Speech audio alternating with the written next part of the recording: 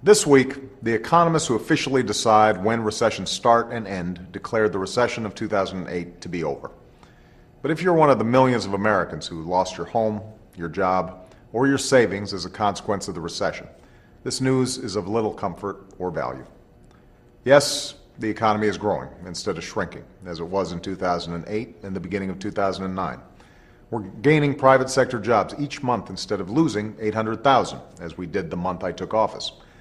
But we have to keep pushing to promote growth that will generate the jobs we need and repair the terrible damage the recession has done.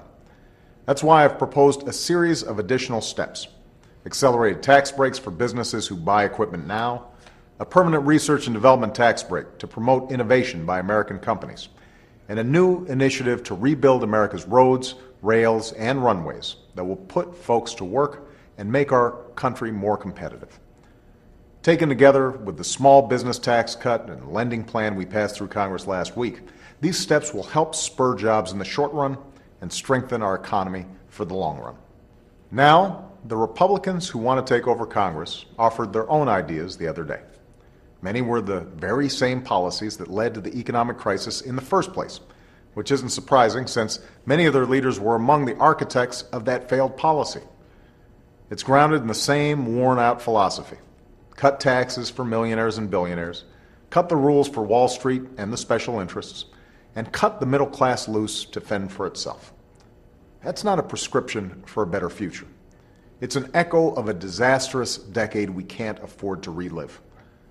The Republicans in Washington claimed to draw their ideas from a website called America Speaking Out. It turns out that one of the ideas that's drawn the most interest on their website is ending tax breaks for companies that ship jobs overseas.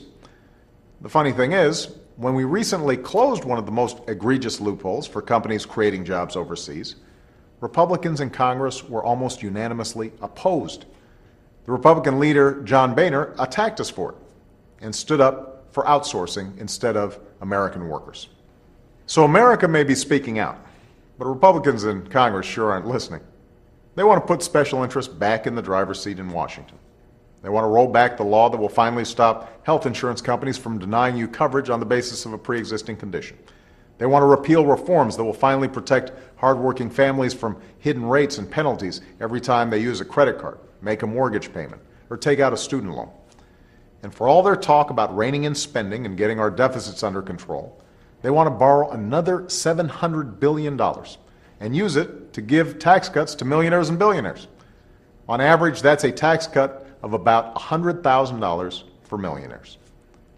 Instead of cutting taxes for the wealthiest few, tax breaks we cannot afford, I've called for tax cuts for middle-class families who saw their income shrink by 5% during the last lost decade. We've already cut 8 different taxes for small business owners to help them hire and grow, and we're going to cut 8 more. We're challenging our states and schools to do a better job educating our kids and making college more affordable so America can once more lead the world in the proportion of our children graduating from college. And we're putting an end to the days of taxpayer-funded bailouts so Main Street never again has to pay for Wall Street's mistakes. America is a great country. Our democracy is vibrant, our economy is dynamic, and our workers can outcompete the best of them. But the way for us to remain the greatest country on earth isn't to turn back the clock and put the special interests back in charge. It's to make sure all our people are getting a fair shake. It's to make sure everyone who's willing to work for it still has a chance to reach for the American dream. And that will remain my mission every single day, so long as I have the honor of serving as president.